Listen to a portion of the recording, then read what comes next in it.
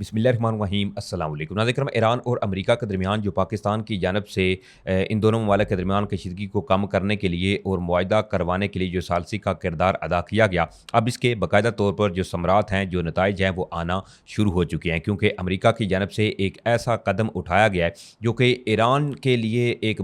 बहुत बड़ी अगर कहा जाए कि खुशखबरी है, और साथ ही साथ ये पाकिस्तान के लिए भी बड़ी एक खुश आइन जो चीज़ है वो सामने आई है। दूसरी तरफ जो ईरानी सदर हैं मसूद पज़ेश्कियान, वो चूँकि पाकिस्तान का कल दौरा करने जा रहे हैं। ये दौरा इंतहाई अहमियत का हामिल है। इसके अंदर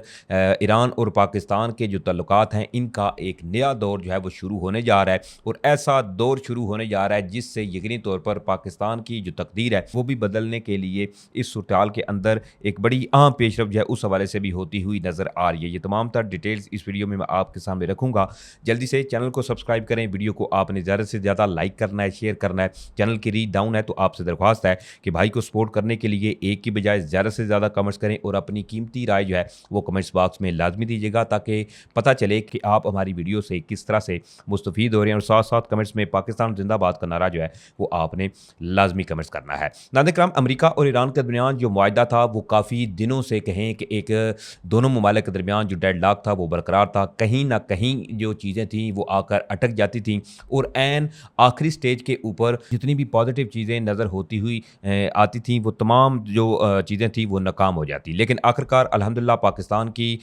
जो लीडरशिप है, इनकी अनथक मेहनतों का ये नतीजा हुआ कि एक बड़ा ही अच्छा जो मुआहदा था वो दोनों ममालिक के दरमियान तय पाया। अब सबसे बड़ी अहम खबर इस वक्त जो सामने आई है वो ये है कि अमेरिका, चूँकि अमेरिका की जानब से ईरान के जो पेट्रोकेमिकल इंडस्ट्रीज़ है, इसके अलावा कई एक जो पाबंदियाँ थी वो ईरान के ऊपर अमेरिका की जानब से आयद की गई थी। ऑलरेडी जो ईरान और अमेरिका के दरमियान मुआहदा हुआ है, इसमें ये चीज़ें जो है वो डिस्कशन में थी कि अमेरिका जो है वो ईरान से अपनी पाबंदियाँ उठाएगा। तो ऐसे में एक बड़ी अहम खबर और इस हवाले से ये आई है, और ये ईरान के लिए एक बड़ी अहम है, और ये खबर ना सिर्फ ईरान के लिए अहम है बल्कि पाकिस्तान के लिए भी नहायत ही अहमियत की हामिल है। सबसे पहले ये समझिए कि ये हुआ क्या है। अमेरिका जो है नाज़रीन कराम, इनकी जानब से जो अमरीकी महकमे खजाना है, इन्होंने बाकायदा तौर पर एक ऐलान जो है और एक स्टेटमेंट इनकी जानब से जारी की गई है, जिसमें कहा गया है कि ईरान से मुतल्लक नई जो जनरल लाइसेंस है ये 21 अगस्त तक जो है वो मुअस्सर करार दे दी गई है। और अमेरिका जो है, इन्होंने ईरान को खाम तेल, इसके अलावा पेट्रोकेमिकल की मसनूआत जो है इनकी तरसील की इजाज़त दे दी है। अब अमेरिका जो है, इसने ईरान के लिए जनरल लाइसेंस जो है वो बाकायदा तौर पर नाज़रीन कराम जारी कर दिया है। अमेरिकी वज़ीर ख़ज़ाना ने सोशल मीडिया पर जारी पैगाम में ये कहा है कि ईरानी तेल और पेट्रोकेमिकल पाबंदियाँ आर्जी तौर पर उठा रहे हैं। पाबंदियों में आर्जी रिलीफ का फैसला स्विट्ज़रलैंड में मुज़ाकरात के बाद किया गया, और ये अब तक की एक बड़ी अच्छी खबर जो है वो ईरान के लिए है, क्योंकि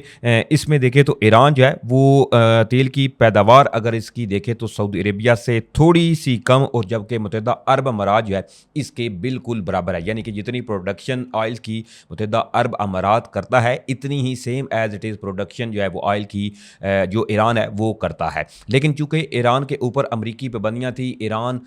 जो है वो खुल्लम खुल्ला किसी मुल्क को जो तेल है वो नहीं फ़रोख्त कर सकता था, क्योंकि अमरीकी पाबंदियाँ लगने की वजह से तमाम ममालिक जो थे वो ईरान से तेल नहीं खरीदते थे। और देखें आप भी कि जितने भी ये दीगर खलीजी ममालिक हैं, चाहे सऊदी अरेबिया हो, मुत्तहिदा अरब अमारात, ये इनकी जो पेट्रोकेमिकल की जो इंडस्ट्रीज़ है ये इनके लिए रीढ़ की हड्डी की मानद है, क्योंकि इनका ज़्यादातर जो इन्हिसार है वो तमाम इकानमी इनको स्टेबल करने के लिए इनका जो ऑयल है इसके ऊपर ही तमाम अरब ममालिक जो हैं वो डिपेंड करते हैं। अब इसमें थोड़ा सा मैं फर्दर ये बता दूं कि ईरान जो है वो कितनी प्रोडक्शन करता है, और इस हवाले से जो डिटेल्स हैं वो भी आपको बता देता हूँ। अब ईरान की जो तेल की पैदावार है नाज़रीन कराम, वो सऊदीया से तकरीबन कहें कि थोड़ी सी कम है, लेकिन जो मुत्तहिदा अरब अमारात है इसके बराबर है, तकरीबन 45 लाख बैरल रोज़ाना। जबकि इराक के तेल की खरीद और फरोख्त में भी ईरान जो है वही इसी को कंट्रोल करता है, जिसकी पैदावार भी 50 लाख बैरल जो रोज़ाना के लगभग है। ईरान को लाइसेंस मिलने के बाद ये दो रुकनी इत्तेहाद दुनिया का एक कहें कि सबसे बड़ा जो तेल फ्राहम करने वाला जो जोड़ी है ये यकीनी तौर पर बन के उभरेगी। यूँ इम्कान है कि आइंदा कुछ सालों के अंदर खाम तेल जो है इसकी आलमी कीमत जो है वो $20 से $40 जो फी बैरल है वहाँ तक भी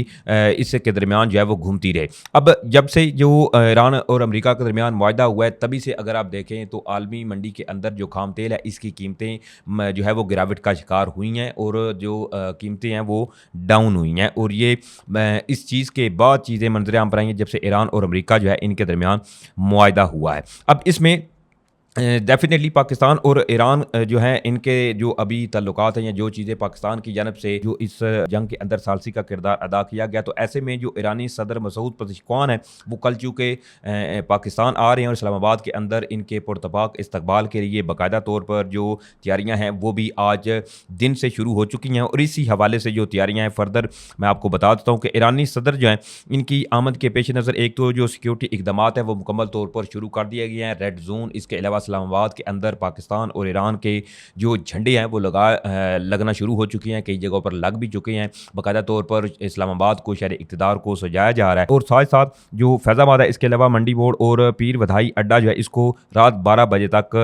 जो है वो कल बंद कर दिया जाएगा, जबकि हैवी गाड़ियों की दाखिला जो है वो भी मुकम्मल तौर पर बंद होगा। 0 पॉइंट से आगे गाड़ियाँ जो हैं इनका दाखिला भी बंद होगा और रेड जोन जो है वो भी मुकम्मल तौर पर सील होगा, ताकि इनकी सिक्योरिटी की जो इंतजामात हैं इनको मुकम्मल तौर पर इंश्योर किया जा सके। और साथ साथ जो अमरीकी पाबंदियाँ हैं जो हटी हैं ईरान से, इसके अंदर ईरान जो है चूँकि क्यूबा, इसके अलावा शुमाली कोरिया और मकबूजा जो यूक्रेन है, इसके अलावा अब ये जितने भी दीगर ममालिक हैं उनमें पाकिस्तान भी आता है और जो भी मुल्क चाहेगा वो ईरान से बआसानी अब जो तेल है वो ख़रीद सकता है। और यकीनी तौर पर जो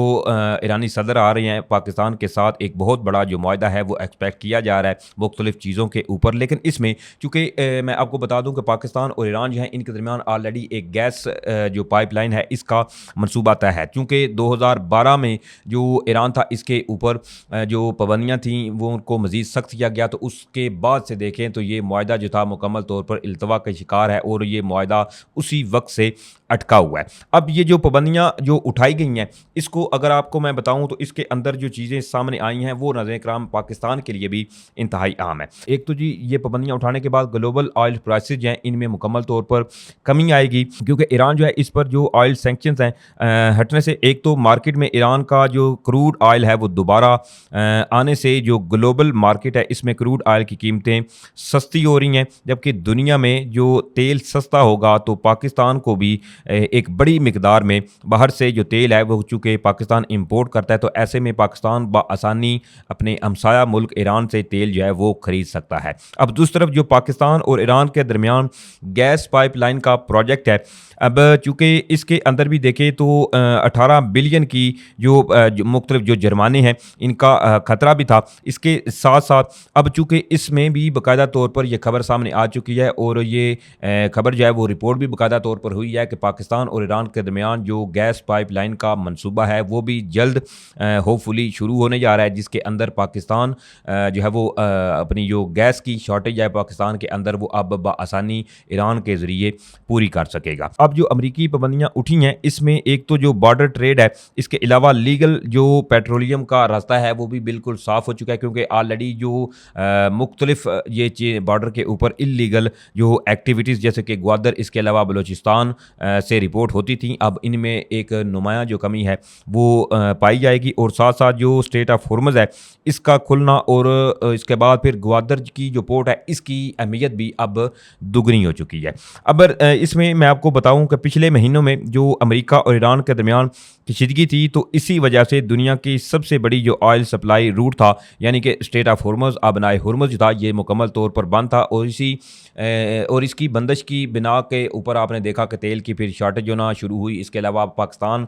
समेत दीगर जो ममालिक हैं इनके अंदर भी जो तेल की कीमतें थी वो आसमान को छूने लगीं। अब चूँकि स्टेट ऑफ हुर्मुज़ जो है आबनाए हुर्मुज़ इसको बाकायदा तौर पर खोल दिया गया है और उस वक्त भी देखें तो आबनाए हुर्मुज़ जो था इसके बंद होने की वजह से ज़्यादातर जो पाकिस्तान की ग्वादर की जो पोर्ट थी इसको एक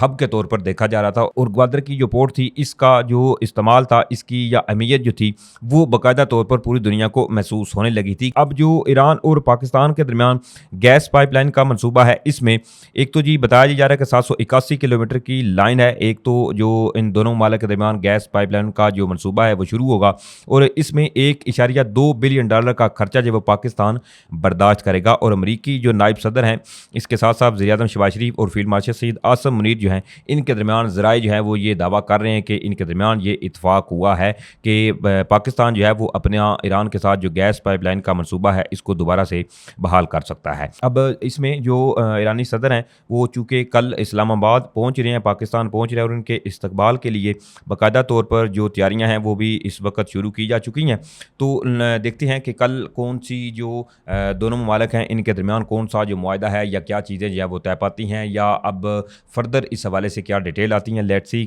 ये तमाम तर डिटेल थी जो मैंने आपके सामने रखी हैं। उम्मीद करता हूँ आप लोगों को वीडियो अच्छी लगी होगी। अगर वीडियो अच्छी लगी है तो आपसे दरख्वास्त है कि एक तो चैनल को सब्सक्राइब करें, वीडियो को ज़्यादा से ज़्यादा लाइक करें, शेयर करें। इंशाल्लाह फिर मिलेंगे। पाकिस्तान ज़िंदाबाद।